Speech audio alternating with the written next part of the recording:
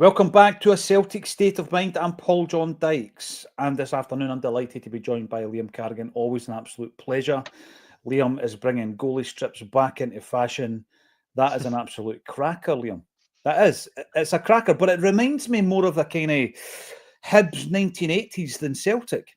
Do you know, it actually reminds me, I had a West Germany away shirt for like the mid-80s, and Yeah. it was white and green rather than yellow and green, but similar, very, very similar Adidas style. So, aye, it's... By the way, that word I used, you informed me, the word I just used to describe the fact that it's good and positive is not allowed on X/Twitter. I got a violation. A violation alert. We were talking about goalie strips. There was a picture of Gordon Marshall in this flamboyant purple and green thing. And a Celtic fan posted a wee picture of our boy wearing a replica, very rare replica. I goes, oh, that's a cracker. I about got chucked off X, Twitter. I didn't even know why. And this is the guy that runs that is given some dodgy salute yesterday, and I'm getting chucked off for saying something's a cracker. What is going on? The world is going up in flames, Liam. If you went on and said it was a Jewish cabal conspiracy, you'd probably been fine with it. You know, I would have been all right. As they allowed. The world is going mad, and we're all in the centre of it. And actually, all I'm focusing on right now is 90 minutes tomorrow night that stands right between Celtic and European progress. Now, we're going to be obviously talking all about that. We're going to be talking about how we're going to approach that game. Why on earth there is such a concern around, like, and Kev will not mind me saying this, we had a disagreement yesterday. Kev is worried about tomorrow night in respect of us losing our nerve or not being on good form. And I was saying, well, other than the actual scoreline at the weekend, Liam, I watched that performance and I watched it back in preparation for this week. And I was looking at it thinking, we're pretty much there. We're not blowing teams away in the same kind of respect as we did with Leipzig and Aberdeen earlier on in the season. But performance-wise, the form of the players, I was looking at that the weekend. And I was pretty chuffed with that. And I think that on another day, we would have been 3 or 4-0 up before Kilmarnock scored. And in fact, because we would have been 3 or 4-0 up, Kilmarnock probably wouldn't have scored. We would have blown them away. Aye. It's just one of those games that if even a couple of those chances go in, it's, you know, it could be 5-6-0. That was the level of dominance that it justified. But no, I mean, I do have concerns about the European game, right? Don't get me wrong, but none of them are anything to do with what happened at the weekend. No, because the weekend was a game that should have been a whole lot more than 2-1. I actually finally got round to watching it back today. If anybody from my work is watching, I'm doing this while under isolation because I've got the flu. Honestly, I've been off work for a couple of days, no well, but I'm actually feeling a bit better now. So good. I watched the game back today, and it was there was no way that was a 2-1 game. It really should have been a lot more. We did. I felt that we created so many chances, and I'm not just talking half chances, like clear-cut ones, Liam, whereby, and I'm not even counting hitting the bar, because that was just an audacious shot from Kuhn. Clear-cut chances, one-on-ones, on another day, we're scoring those goals. And I think what's interesting, I'm going to bring this up because I know that you and I both like a kit. Let's see if I can do this here. On the screen share, right? So the last time, obviously, we played Young Boys was way back in the early 90s when we weren't that good, let's be honest, right? So I'm going to share the screen with you here. This is the Celtic Wiki, the wonderful Celtic Wiki site. Oh, that's a beauty. It's a cracker, right? And this is a player who we were talking about last week, Jerry Craney. Now, that jersey was pretty controversial when we released it, in that it only had 4 green hoops. And if you tucked the jerseys in, you could only see 3 of them. So the hoops weren't thin enough for the aficionados of that period. But I'm wondering, can you notice anything unusual about the jerseys? Because they were only ever worn, this version of the Celtic jersey was only ever worn in this particular game against Young Boys that went to extra time. I'm going to show you down the bottom here. Joe Jordan giving Celtic a team talk. That was before we went into the extra time period. And you can probably see it on John Collins's jersey. Gary Gillespie is right. There's something unusual about those jerseys. Worn only once. Can you spot what it is, Liam?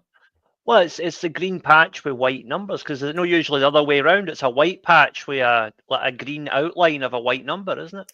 It definitely is. It definitely is. Aye. The jersey itself, right, and it's maybe because of the grainy images. The jersey itself actually had Umbro logos all the way through the hoops. Don't know if you remember. Aye, the shadow print. The shadow print. Now it's not there. It's solid green. Now that is one of the rarest tops in modern times. Could not get my hands on it. People who have got them probably don't know the relevance of them. Worn once against Young Boys, and there was no shadow Umbro hoops. Actually, I think they must have been lying in Neely Mockin's hamper in the summer, because we wore them on a Canadian tour as well. I remember, I think we played like Man City and teams like that, and we won that tour. But we're always good at winning pointless trophies at that time, 10-6s, etc. But that is the relevance of the jerseys. We struggled to beat Young Boys that night after 2 legs. It went to extra time, and it was an OG by a guy called Bowman, not Bowman, as in Davy Bowman. Now, tomorrow night, I think things are going to be a wee bit more convincing. Why do I think that? Well, as I say, at the weekend, I did feel as though it came together more than recently, Liam. I wasn't frustrated by the performance as such, just the lack of clinical edge that we had. But what we've got now is we've got Kuhn down the right, Maida down the left, back on form. We've seen Rio, as you know, he can play, back on form. So I'm going into it not over confident, absolutely not overconfident. I know that anything can happen in one game, but I'm looking at the importance of this match for Celtic. And we've been talking about European progress for 8 years on a Celtic State of Mind. And I actually feel that we're at the edge of that. We can actually take that step beyond just being also-rans in the Champions League during this 90 minutes. That's how important this is. And then what then happens is there's a knock-on in relation to what we did in the summer transfer window. Will we do it again? Thanks to the Scotland Coefficient page on Twitter, who pointed out that we need a playoff next season to get into the Champions League proper. Next campaign, we need to start planning for that. Everything, or a hell of a lot, hinges on tomorrow night, Liam. And our whole transfer strategy probably hinges on it as well, because if we sign players in January, they can play in the playoff. They can't play against Aston Villa. So, anybody we sign, it has to be with a view to doing whatever happens after tomorrow night. Because the reality is, we've got more than enough at the moment to win the league. We know that, right? It has to be about Europe. It has to be about building for next season towards doing even better in Europe. Yeah. And that is where, for example, just say hypothetically, right? I know we're not supposed to say the name, but Kieran Tierney, right? If we win and win well tomorrow, I reckon he gets unveiled before the end of the week. Yeah. Yeah. If we don't, we'll take him in the summer. It's things like that. Yeah, I absolutely think that's the level of the importance of tomorrow night's game. It just so happens it's dropped on this fixture. We had a conversation yesterday, Quinny, Kev and I, talking about the fact that, it didn't have to be this way. We had an opportunity probably against Club Brugge. We had an opportunity away in Croatia. We didn't take them as such, but it wasn't a disaster. We got 2 draws. So it is now all eyes on Celtic Park tomorrow night. There's going to be a massive effort, as always, from the stands, as there always is. One subject yesterday that I didn't get a chance to talk about, Liam, was the... I'm not even going to call it a statement, because it never came out on the socials as it normally does, or on the official website of the Ultra Group, the Green Brigade. But there were flyers handed out at Celtic Park. One of them was photographed and uploaded onto the socials. It was in relation to how the Green Brigade are planning to move forward, and how there had been maybe more of a lack of energy within the stadium. And they were talking about this. I don't think it went down well. I think that the message they were trying to convey, if I'm going to be as fair as I can, because I'm a massive fan of the Green Brigade, a huge supporter of them, was the correct message. I just think it's come across almost as if there's going to be people in that audience or in the crowd who are going to say, you're not telling me how I support Celtic. That's always going to happen, isn't it? What did you make of that? Is it a surprise to you from afar, Liam, that there seems to be a lack of edge? I think that's what we're talking about, a lack of edge when it comes to the atmosphere, and how to actually move that forward. The Celtic end was mentioned again. I've got a different discussion to have around reseating or moving people around the stadium, so it could maybe lead on to that. What did you make of that? Because obviously on the eve of a European game, Celtic Park is famed throughout the world on for nights like tomorrow night. Well, first of all, I'll preface everything I'm about to say by saying I've got nothing but respect for the Green Brigade. Their charity work, their social, political, highlighting of issues that are important to everybody, even if we don't always agree with their point of view, they are a phenomenal example of activism within sport. And they are to be applauded for all of that, in my opinion. Now, the statement, or whatever we're going to call it, I think that my biggest question is, who was that aimed at? Because if you're someone like me or like you, who's already on board with what the Green Brigade do, then that statement doesn't need to be said, right? Because you're already on board with what they're saying. You already get it. You don't need to be reminded of it. But if you're one of these guys who, like you say, is like, nobody tells me how to support Celtic, and that's a legitimate viewpoint. If you're paying, so many £100 or whatever it is now for a season ticket every year, you're entitled to support the team however you choose to. If you want to sit there and read the Financial Times, that's up to you, right? I'm not going to tell somebody they can't do that. It's not how I would do it, but not implying there is anybody sitting reading the FT during a game, but you know what I mean. I used to sit sometimes and read Not the View because the football being served up wasn't great at the time. Aye, Liam, I can understand that. About the time of that young boys game we spoke about earlier. But my point is, like, that statement isn't going to win over the people that the Green Brigade want to win over. It's only going to alienate them further. And the people who are going to be like, yes, right on, they were already on board anyway.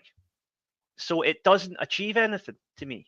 It's ill-advised. It's well-intentioned, but it's ill-advised. I think they need... And again, I don't know anybody in the Green Brigade, right? I don't know the guys personally, but I really admire the work they do. But I think they could do with getting somebody in who maybe is a wee bit more media savvy in terms of how to put these statements out and when to put them out and how to put them out. Because I know what they were trying to do, but it didn't come across well. It did not come across well at all. And it gives the people who don't like the Green Brigade so much ammunition, because their talking point is always, oh, those guys think they're more important than other Celtic fans. And I don't believe that. But if you're somebody who believes that, statements like that are only going to reinforce that attitude. You're spot on, Liam. Actually, I can tie that in a wee sense. I can tie that into the world of what has been become known as fan media. You can call it what you like, alternative media. I've already made my feelings known on where media is going. And regardless of whether you're recording it in your garage, your spare bedroom, or in a lush studio, at the end of the day, it comes down to what's good and bad media. And I think that the trajectories are changing in that respect. It's going to balance out. And a lot of the alternative media platforms will be as good as the massive budget platforms that are out there. But whenever someone within the fan media landscape does something that is controversial, every single podcaster on the planet gets thrown into the same bin. And those pesky podcasters, right? So what do they know? They think they're more important than everybody else, which is absolutely untrue. I can only speak for Acsom, obviously. But in terms of, the ultra groups, I think my feelings on that has always been that the club has to embrace it, Liam. And Kevin Graham done a really, really interesting interview a few years ago now, actually. The Feyenoord supporter liaison officers, 2 of them were over at Celtic Park to pay Celtic Park a visit. As these things, happen, people network, Liam, they were over to see how Celtic did it. And it was on the back of the safe standing section and the rise of the ultra movement and all that. And Kev went through to Celtic Park. It was a really, really interesting chat. It's on the YouTube channel, and it's also on the Sports Social Audio networks if you want to check it out. And what's probably surprised me was a team like Feyenoord were way ahead of the game when it came to support a liaison. It was like, I think they had half a dozen back then, SLOs, whereas we've been running with one. And I think that one of the first things we probably should do is have an ultra liaison officer, so that there isn't that conflict, between the club and between the ultras, and or maybe there still will be a conflict, but there's a buffer in there, and they can chat and they can engage and they can plan, not hand in glove, but maybe hand in hand, if you like. And I think that would be a good move to start off with. And then, as you say, with regards to opening up a wee bit, the inclusivity of maybe if you want to get that impact, maybe the entire section has to be part of the brigade, part of the group, which I don't think's the case right now. And there's probably a lot of that tourism with regards to, I'm going to make a vlog of this and stick it up on my YouTube channel. Look at these ultras, rather than being part of the movement and part of the dynamic.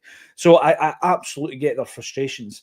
And I think that sometimes on nights like tomorrow night, or games against Rangers, etc., it takes care of itself, Liam, in many ways. Tifos don't. Tifos, massive amount of planning, massive amount of cost, and all that kind of stuff. And there's a real strategy behind that. But atmosphere can often take care of itself. It's a natural thing. It's an energy within a stadium where everyone is in it for the same reason, which is Celtic need to win the game, get through to the playoff.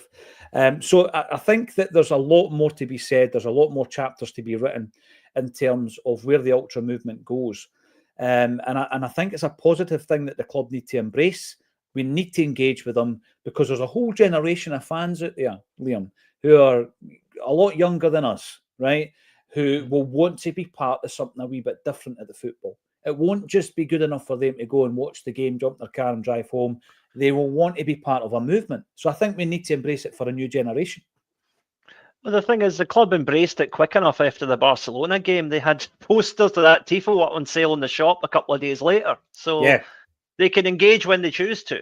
But I think in a weird way, actually, I think that the club and the Green Brigade perhaps have the same problem for entirely different reasons. It's that whenever either of them release a statement towards the wider support, you always have the feeling you're being talked at rather than talked to. There's just something about Celtic's press statements I just find slightly snarky, the way they're written, when they address the fans. And I think that people could interpret the Green Brigade statement in the same way. So I think they both kind of have the same problem, and that they need to communicate what they're trying to say maybe a wee bit clearer and with a wee bit more humility, perhaps. I don't know, but that could be one way to look at it. And writing statements is an art form. It's an absolute art form, Liam. So, personally, we've never had to write a statement at Acsom. Hopefully we don't have to. We don't make the kind of gestures that were made at the American inauguration yesterday, although we do sometimes use language that we don't know the connotations of when it is uttered on X or Twitter. We also want to talk, obviously, in a big way about tomorrow night and how we're going to line up and how it's going to pan out. There's a lot of discussion yesterday, bizarrely, on quite a large platform around the fact that Johnny Kenny is becoming a second option ahead of Ida. I think people are pulling things out of thin air and using them almost as if I'm saying this because I got it from a source, not a Celtic platform. I read this morning, Liam, about that, and it's no disrespect to Johnny Kenny. I think it's more of a slur towards Adam Ida, who is no way Celtic's third choice striker. We're going to be talking about that, his importance to this side, albeit with the caveat that, we probably do need to strengthen up top, and we've been saying that all season. Let's get stuck into this then. We're going to be talking about young boys. We're also going to be talking about the Scottish Cup draw. Obviously, Wraith Rovers. They're a team who, yes, as Ian says, every single time I hear their names uttered, they send a shiver down my spine also, Ian. And I think we have got TD from 1994 when they used to call it the Coca-Cola Cup. Liam, that will never leave me. I'll never forget that. And it was too close to home for me. They were dancing in the streets of Raith. That team, that Celtic had at that time, in terms of the timing of it, you're looking at the fact that we recovered. We won the Scottish Cup that season. It was Tommy Byrne's first season in charge. We were playing our home games at Hampden. The Maestro missed the penalty. It was tough. It was a tough one. Nearer than that, in terms of the near history, we faced Raith Rovers twice during Ange Postecoglou's first season at the football club, Liam. We faced them in the League Cup and the Scottish Cup, beat them comprehensively, 3-0 and 4-0. And it's interesting when you look at that, because it doesn't feel that long ago, Angie's first season, but in the 3-0 game, if you look at the goal scorers, Jota, Abada and Turnbull. How things change. And in the 4-0 game, it was Scales, Giacomakis, Maida and Beaton. So it's interesting how in a very short period of time, the changing faces of Celtic Park. 26,000 attended both those games. Raith Rovers, since then, did really, really well last season. They were runners-up the championship under Ian Murray, and then the wheels fell off. And it's an interesting situation. I don't know if you've been following it, Liam. Ian Murray was basically, sacked. He was sacked, and it was an unusual decision to make. He was replaced by a manager who at that time had managed Barnsley. He was also managing in the States. And Neil Collins, has also left the building since then. And of course, Barry Robson has taken over as of the end of December. He's got 2 games under his belt. His first game was against Scott Brown's Ayr United, who trounced them 3-0. And then, maybe surprisingly, they knocked out Falkirk in the last round. Falkirk gave us a tough game earlier on. Raith Rovers are the opponent. Sometime in February, we reckon it might be the 8th. It's at Celtic Park. They're not in great shape, but they might have a bit of a new manager bounce, Liam. How are you feeling about Raith? Did they send a shiver down your spine as well? No, not really, to be honest. When I think of Raith Rovers in that cup final, I just think of a funny thing I heard last year on the way to work. There was one morning, I think, unsurprisingly, I think Rangers must have got beat the day before or whatever, because I was listening to Clyde Super Scoreboard, and they do that quiz thing where somebody phones up and tries to beat the pundit or whatever, and it was Gordon Dalziel this time. Well, it was him that made comments about Johnny Kenny as well. Aye. Well, it was so Gordon Dalziel was saying this thing, right? And the guy, this Celtic fan, phones up. And he makes a wee joke. Well, what do you think's a wee joke? He says, "Oh, aye, Gordon, you broke my heart back in '94. I've never forgiven you for that, right?" And he's like, "Aye, very good." They do the quiz, and the wee guy wins. This Celtic fan wins the quiz, and before they can even say, you've won whatever, he's like, "Yes, Dale, get it right up to you." And it just puts the phone down. Well, clearly, Gordon, like 25 years of pent up rage. Yeah. Gordon Dalziel has done nothing to stifle that rage, to be honest with you. Because, I mean, the comments he was making yesterday, I'm thinking to myself, I'm not being funny, right? If you get, let's say, some kind of source info, right, Liam, you're always a bit cautious with it, because you don't want to come across as one of the guys who's pretending to be in the know, the ITK brigade. There are plenty of them, right? But at the same time, you do sometimes get some brilliant information. I mean, we got some great info about Kyogo way back in June, July time. He's going to change agent. There's going to be interest, blah, blah, blah. And at the time when we were talking about it, it seemed a wee bit wacky in left field. Then it all happened. So you do get good information. We've got really good info about Ben Doak, right up to what's happening right now with him. We do get good intel, right? But Mr. DL, come on now. All that chat about Ida and Kenny was absolute nonsense. I don't know who's telling you this. No chance. It's, Ida, for me, is a point of discussion for tomorrow night, because he has played his part in the Champions League this season. He scored his first goal in the Champions League. This was his first campaign in the Champions League. He went over to Atalanta and he played a selfless role that night, but a very important role. A role that, could Kyogo have done it better? Probably not. Kyogo's talents are not what Ida did that night. That isolated striker who basically was trying a one-man press against Atalanta, and it worked, Liam, right? No, he's not had the doubles against Motherwell and against Hibs. You know, the performance that he had last season against Kilmarnock, the goal at Ibrox, the goal that won us the Scottish Cup. He's not had those moments yet, those magic moments. But I think we need to have a discussion about Ida because, you know, to suggest Mr. DL, who we've already spoken about your success back in '94, to suggest that Ida has fallen down the ladder when it comes to third choice strikers, I think is just taking it a bit far. Well, remember what I always say is the golden rule of journalism. Good journalism. If you don't hear a story from at least 3 independent sources, don't go with it. Don't run with a story unless you've got at least 3 independent sources. So the one source we've got is Gordon DL saying, my mate told me this. That's not even one valid source in my opinion, right? So it doesn't even come close to my metric of what is a valid story. So there's nothing in that as far as I'm concerned. I agree. There's nothing to validate that at all. And Ida now is in a similar position to what I think Bernardo was at the turn of the year last year. I think we had the same conversation. I said he's one goal against Rangers away from being a hero, and then that's exactly what happened. So you know, so I think that's the same with Ida. He needs, you know, if he scores the winner tomorrow night, suddenly he's a hero. If he scores the winner the next time we play the Rotten Mob, he's a hero. That's the thin lines. And you know, you think about the game at the weekend there, we were just talking about how 2-1 did not reflect that game. Ida's goal tally this season does not reflect the effort he's put in. It does not reflect the skill that he's shown. Because I see a player there, I really do. And I think he just needs that one goal to get him going. Do you know who he reminds me of, actually? Do you remember when we signed Magic Żurawski? Mm-hmm. And he went something like 12 games before he scored a goal or something. It was mental. But then he finally got that goal, and he was away, and that was it. Remember John Hartson? John Hartson took a wee while to get his goal scoring account open, and once it was open, he never stopped. He ended up going on to score over 100 goals for Celtic.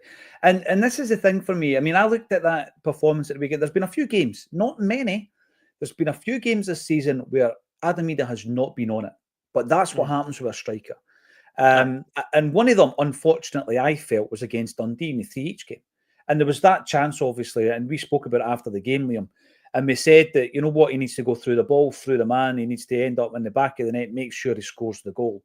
There was a very similar chance fell to the boot of Nicholas Kuhn at the weekend there against Kilmarnock. And I've not heard a single word similar to the criticism that I heard after Ida missed a chance, where, you know, all he has to do is be brave and go through it, and he scores the goal.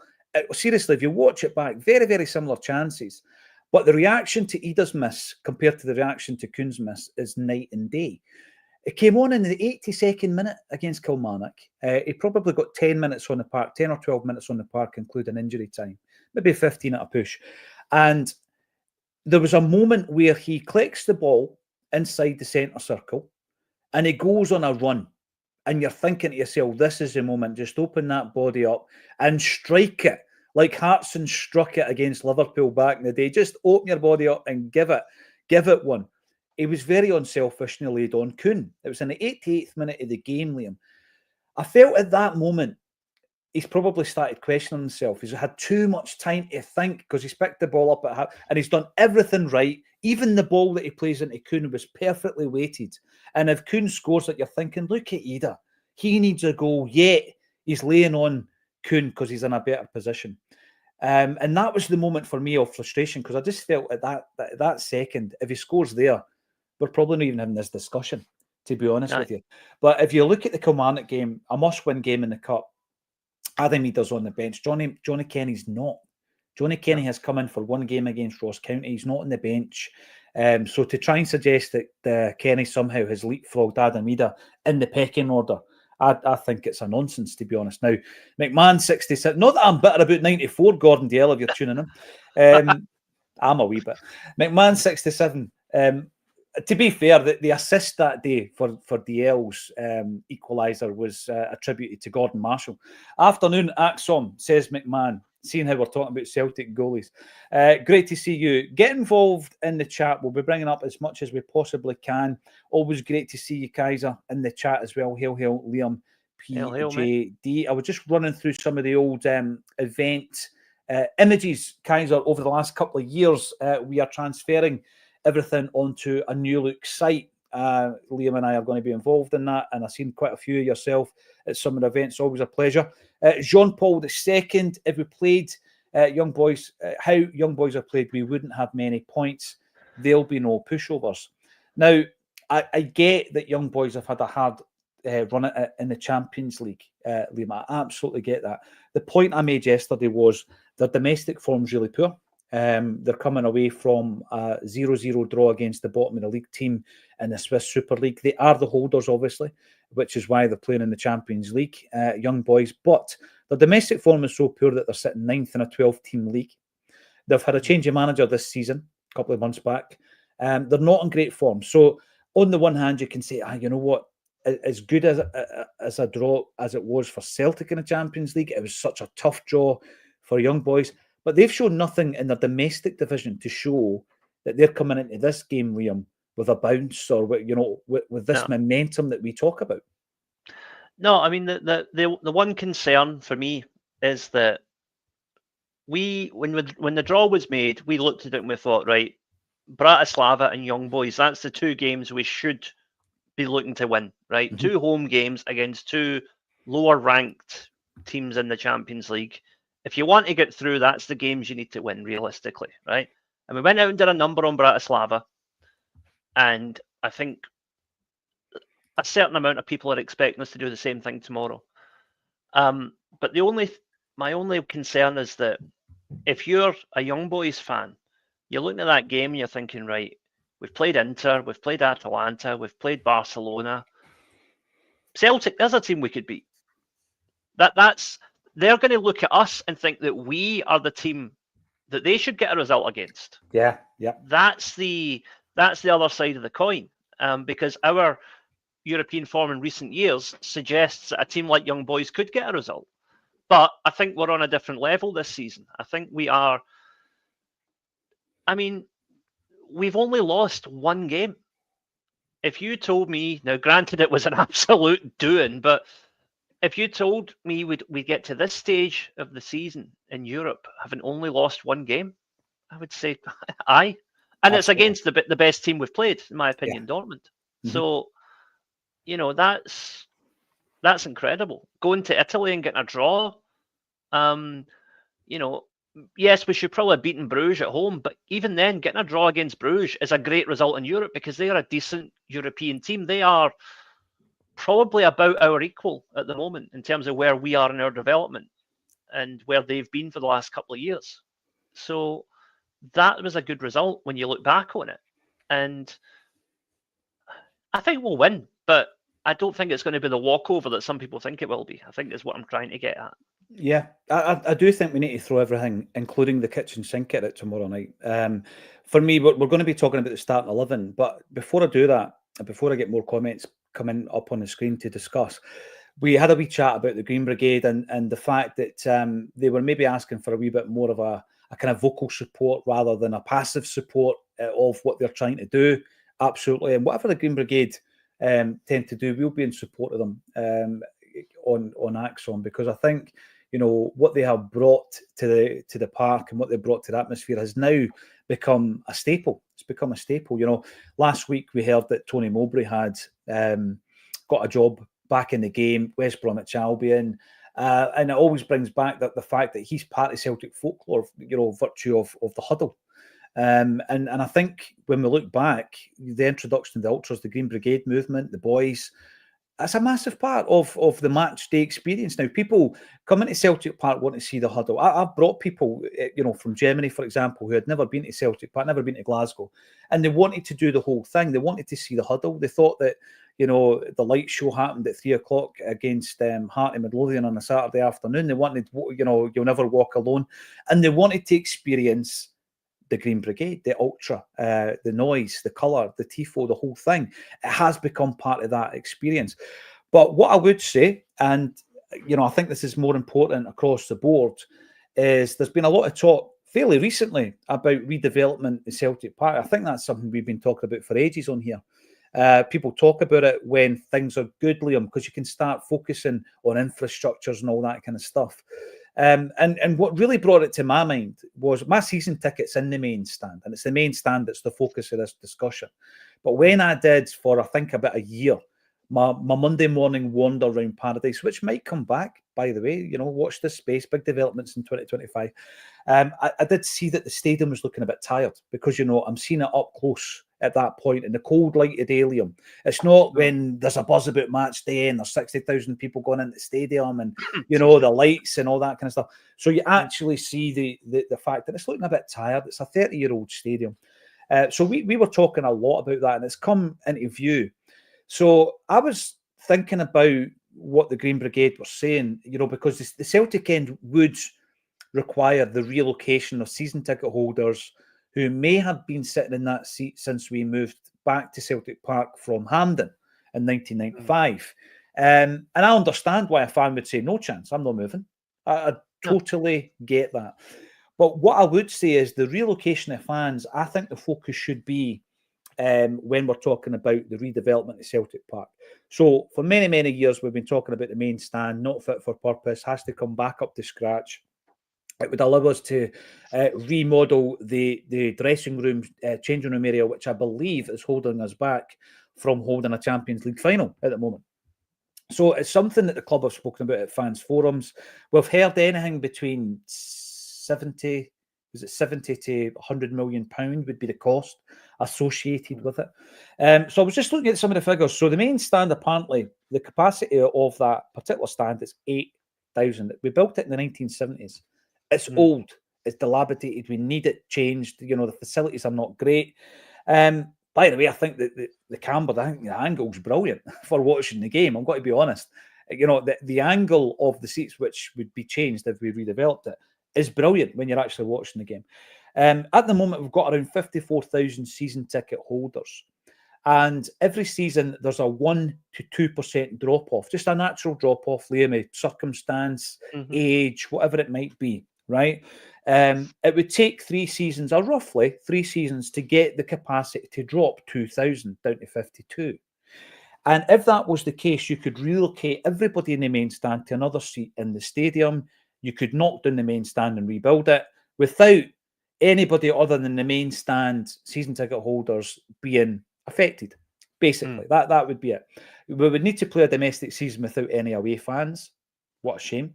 Although obviously in Europe there are rules and regulations where we would need to give the travelling fans an area of the park. I think the time is upon us to do this kind of thing. Now, you don't, this is the thing people are saying, oh, you don't want to spend all that money that we've built up on the stadium. Well, you don't have to. A club like Celtic doesn't have to do that. When we built the stadium, for example, there's a line of credit you can get. We're in a stable position where we wouldn't basically go back to ground zero when it comes to finances, Liam. But in the long term, you would have the stadium, level. You would increase the capacity. Now, the figures around that change depending on who you speak to. I don't think it's as big as a lot of people think it is. It might take us to 70 to 72, I think, actually, if you were to regenerate and redevelop the main stand. But what you would get in the years to come is incredible, isn't it? I mean, in terms of the initial investment's massive, but it would pay itself back time and time and time again. When you think about it, we've not given it enough attention since the 70s. We gave it a new fascia in 1987. It's time to do it, isn't it? Aye, absolutely. I mean, just speaking from personal experience here, when my dad used to have a staffing agency, and his main contract was Celtic Park, and we used to put staff into the catering kiosks in the stadium, as well as the hospitality suites and whatever. But the South Stand, as it's called in the blueprints for the catering side of it, was always an absolute nightmare logistically, because particularly that front part, the best bit for sitting, as you talked about, right? You had South 1 and you had South 5, 2 tiny wee kiosks trying to serve this massive group of people, and you only had room for 2 staff in each one. So it was just, there was always a queue like an execution for those fans. You know, I mean, it was possibly the best seats in the stadium in terms of a view, but it was like, smuggle in your own sandwiches because you're not getting a half time pie. It's not going to happen, you know. And that just kind of, that's where you see the kind of you know, we need to move beyond that if we're going to start hosting Champions League finals, you know.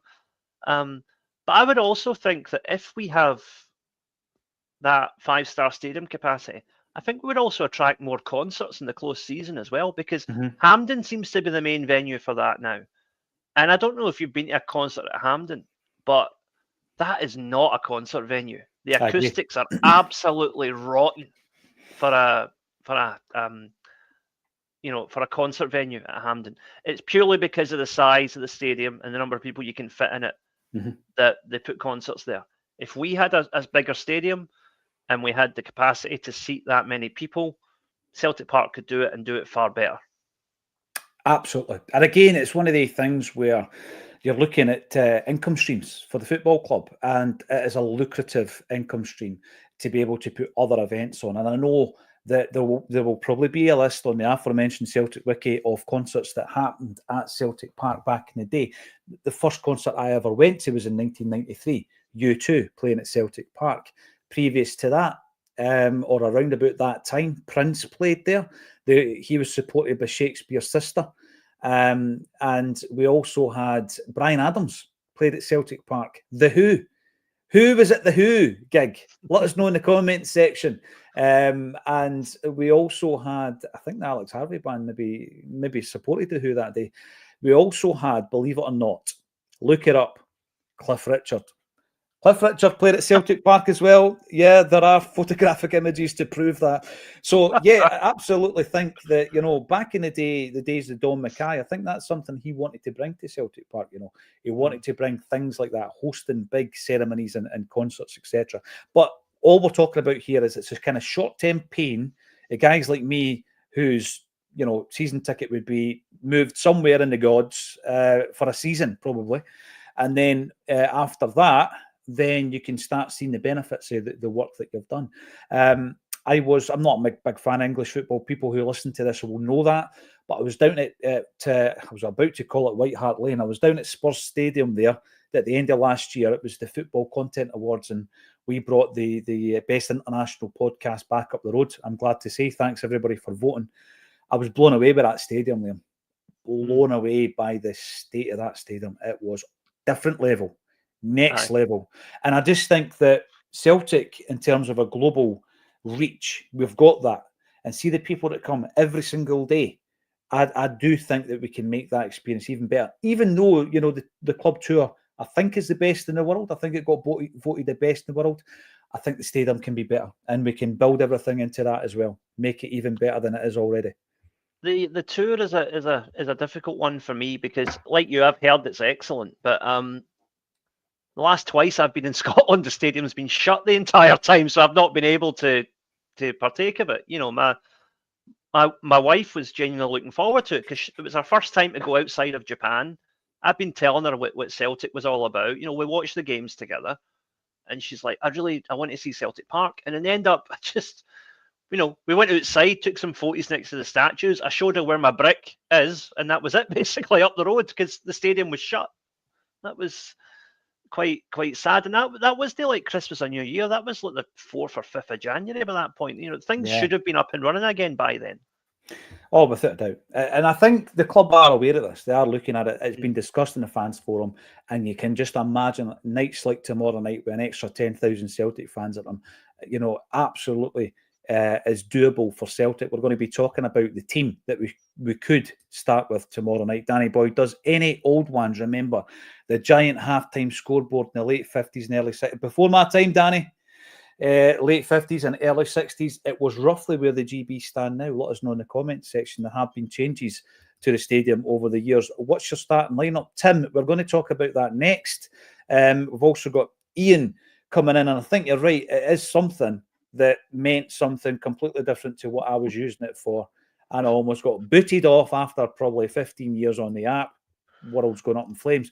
Monty, I stood under a TV gantry in the jungle, some jungle tales. In fact, there's a book called Jungle Tales behind me, about everybody's memories of that incredible area of the park. Who remembers standing on Tennent's and pale ale cans to watch the game? They were made of strong stuff in those days. Yeah, and they weren't filled full of Tennent's or pale ale either. They were filled full of a different liquid entirely. Aye. One that you definitely shouldn't drink. You know this, Liam, it was a man's game back then. Thankfully, the changes have been made, and there's so many more women going to the games and families. Back then, it was a different world. Jim Orr will have the sofas at the ready, says Paddy Lavery, for tomorrow night. He is, of course, referring to the amount of sofas that Jim Orr watches European games behind. Let's have a wee chat then about the team. I think this might sound cliched. Cagney picks itself. I don't think we need to change it as we did against Atalanta away from home, a completely different scenario. I think we play the same start 11 as we did at the weekend. So Schmeichel starts and goes with Alistair Johnston at right back, Greg Taylor at left back, Austin Trusty and Cameron Carter-Vickers. Your midfield three for me would be Callum McGregor, Arnie Engels and Rio Atati. And the top three would be Kyogo through the middle, Maida down the left, Kuhn down the right. That for me is the starting 11. Liam, is there anything you would disagree with there?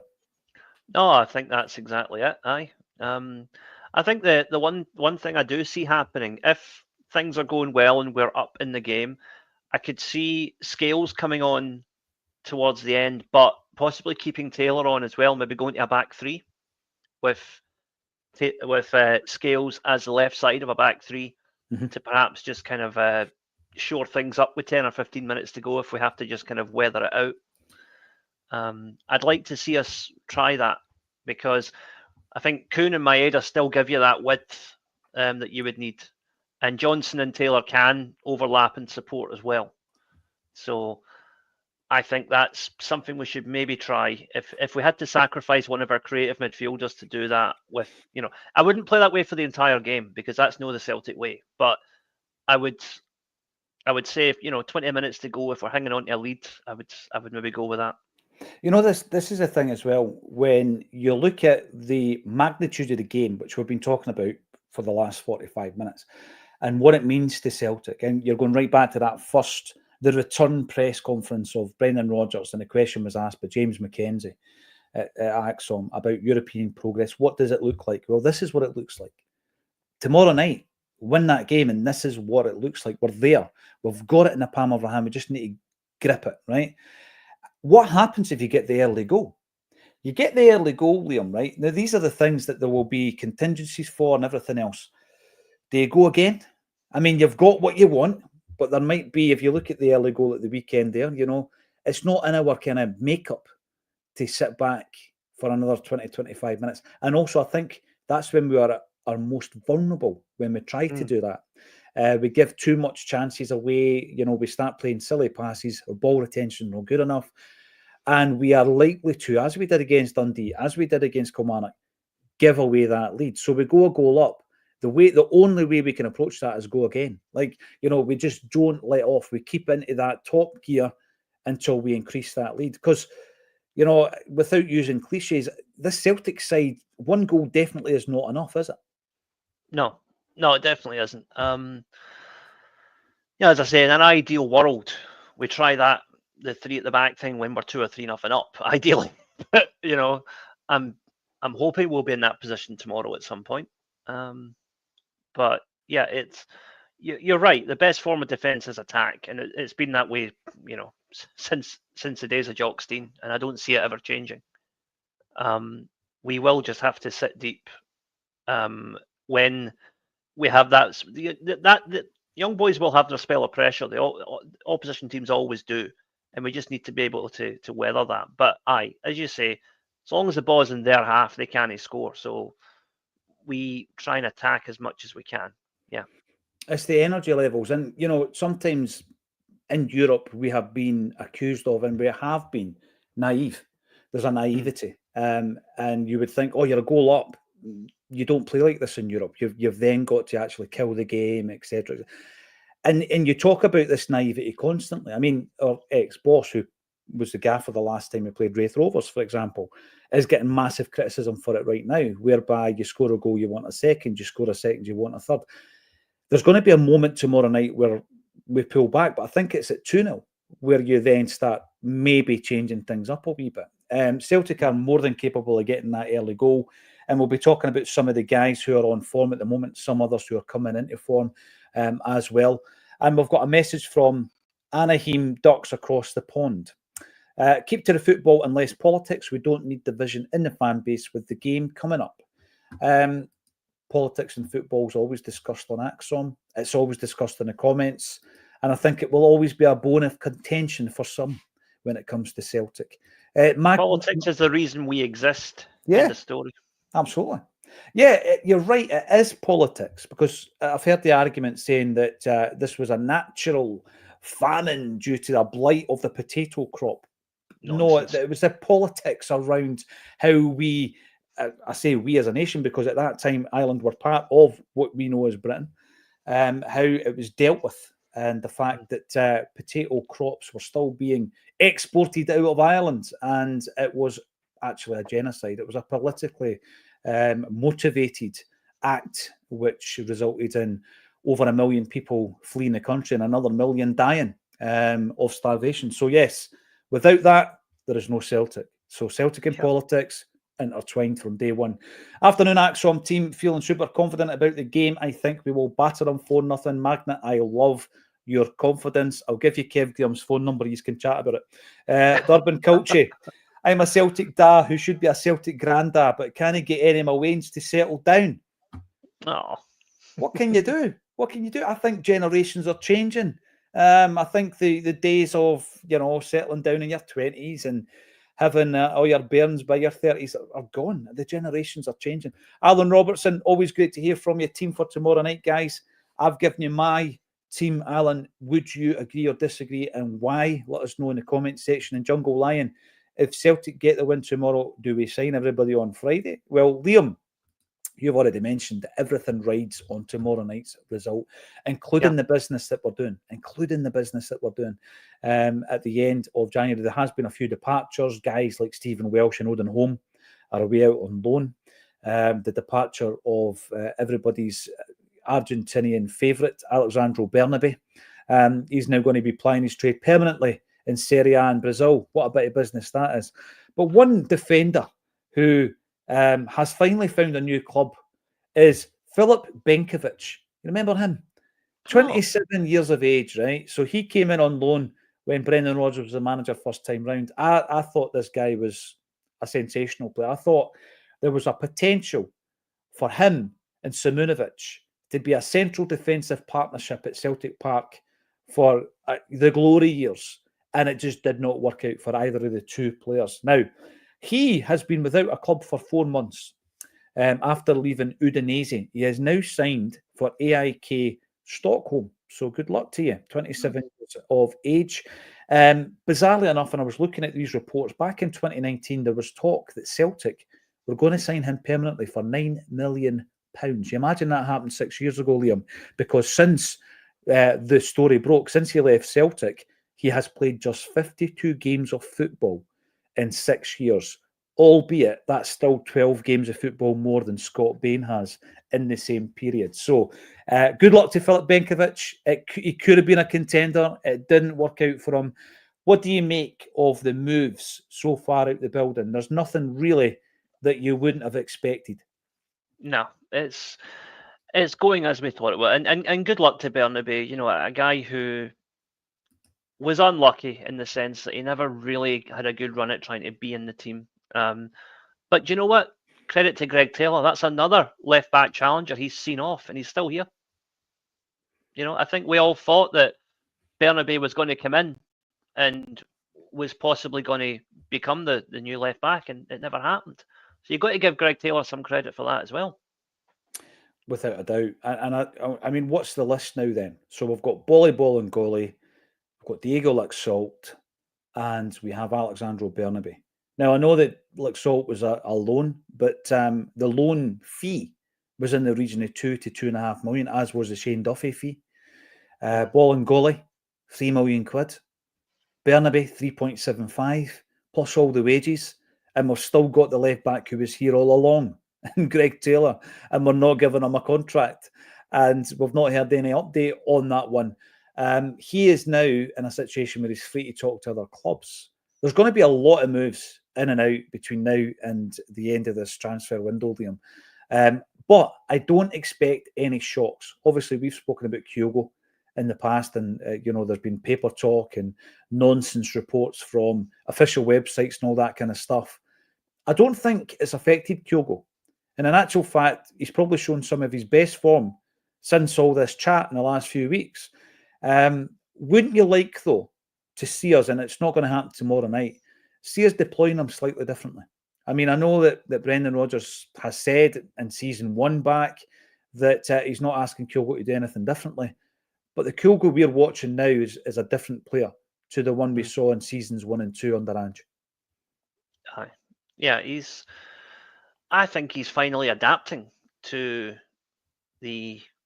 we're saying, we're seeing the old Kyogo again. No, I think we're seeing a new Kyogo who has learned how to get the best out of what he has to do now. I think it's taken him time, but he's adapted. And I think he deserves credit for that. And I would just add that I don't think Kyogo is going to go anywhere in this window. For the simple reason that, generally speaking, and I know this is going to sound daft because I know Kyogo left his previous club mid-season to come to us. Mm-hmm. Generally speaking, Japanese players in Europe do not switch clubs mid-season. It's how can I say? It's a kind of a cultural thing. Let's see if it's different when they're leaving Japan, because obviously the Japanese season is in the middle of its run when the European season starts, and for most Japanese players, the dream is to play in Europe, play in one of the big 5 leagues, right? So that's the dream. So any player has a chance to do that. Their club are not going to stand in their way. But there is a cultural thing in Japan whereby if you are looking to leave your job, if you quit mid-contract, you're kind of blacklisted, and it becomes a lot more difficult to find another job. And that cultural aspect, I think, passes on to a lot of footballers as well, in the sense that they don't want to be seen to leave a job in the middle of their duty, if you know what I mean. Mm-hmm. At the end of the season, they can move on because they've got a new target, a new season, a new club, whatever. So I think if Kyogo or Reo Hatate go anywhere, I see it being in the summer, because I don't think Celtic want to sell either of them. And the only way they would go would be if the club actually wanted to sell them. Yeah, and that will lead us on to the discussion around Rio. Rio's had some journey since Brendan Rodgers came in. We've spoken about it, whereby, he admitted maybe a year into the job that Hatate didn't look as though he was going to be part of his plans. Yet he's persevered. The player and the manager have persevered in that relationship. Hatate, I feel, is still one of Brendan Rodgers' first picks when it comes to the midfield dynamic. I think he's the guy that makes things happen. He's the creative one. But he has been inconsistent. He's been frustrating this season for me, Reo Hatate, a player who I love. But I think even at the weekend at half-time, I was being frustrated by him, the ball retention being the biggest issue. He played into a game in the second half where arguably he was the man of the match. Some of the best chances that were created were being created by Reo Hatate. Where are we with Rio then? Because he's in that kind of situation as well, where I remember when we signed the Japanese players, and we signed the 3 players in the January. It was Ideguchi, Maeda and Hatate. Kyogo was already in the building at that point, and Kobayashi was to join, as was Iwata later. We're now left with 3.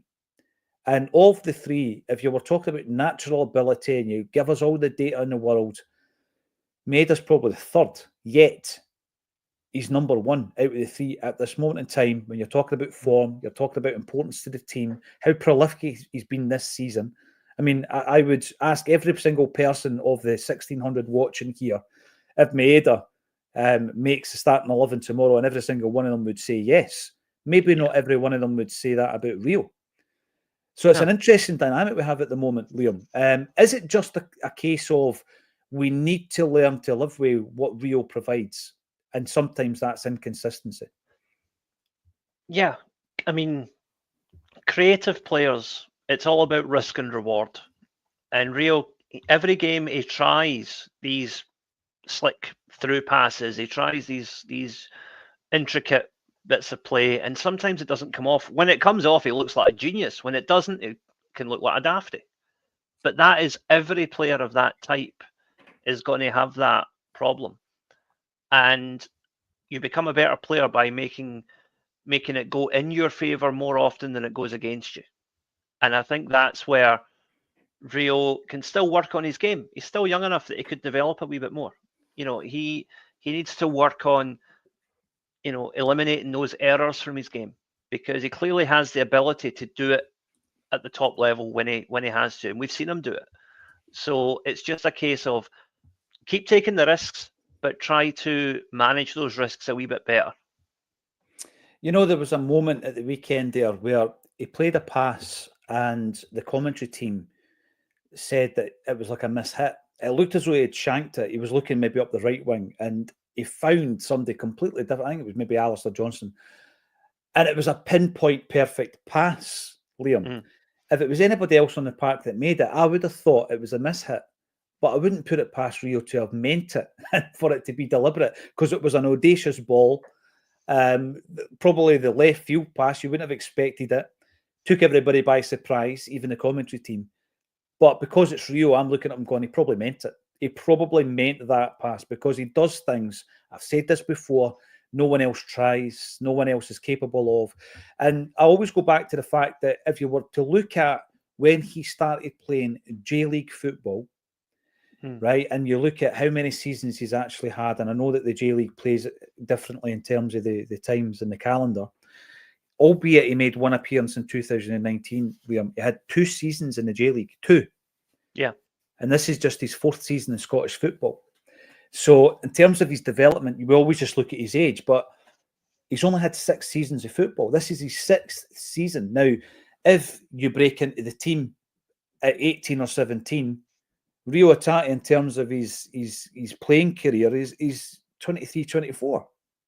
You know, so I always look at that as well. And when you're talking about development, I always have that in mind. In terms of experience, he's actually quite inexperienced as a footballer, but we expect him just to play 40, 50 games a season and for the consistency to be there. If he was a 23-year-old showing a bit of inconsistency, we would say it's because he's young. But because he's 27 and he came into the game that wee bit later, we're thinking, oh, you should already have that nailed. But he's not played the games to have it nailed. Now, we will be asking you for a prediction. I'm going to give you my prediction tomorrow night. I'm going to say that the star man tomorrow night is going to be Arnie Engels. I'm flying the Arnie Engels flag, Liam. People will be thinking that I'm dying on a hill. I think he's going to be orchestrating the game tomorrow night. We're going to have a famous night at Celtic Park tomorrow night, and we're going to win the game 3-0. There you go. There's my prediction.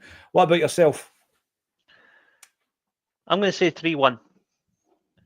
I think young boys nick an early goal. Tensions are high. We get a penalty. Engels buries it. Cal McGregor cracks in a 25-yarder. And then Trusty with a header towards the end just to round it off. I love it. I'm visualising that as we sit here talking about the game. Now, listen, if you want to get involved in Acsom, continue to comment on the stream, either live or after the event. Subscribe to the channel and give us a big thumbs up. Over the last 1 year, 13 months, we have been redesigning the website, and that's going to be relaunched very soon with a very active blog. So, keep tabs on our social media for links, etc. There are also links underneath this video and links to our live events. The next one is a week on Thursday, where Big John Hartson will be joining me on stage at Gracie's. It's a lovely wee venue, nice and intimate, about 120, 130. And there are a few tickets available. So if you want to come and join us and meet the team and get involved, ticket link underneath the video. We'll be back, obviously, as we always are, tomorrow at 12:30, and then half an hour before the game. So be sure to join us on A Celtic State of Mind.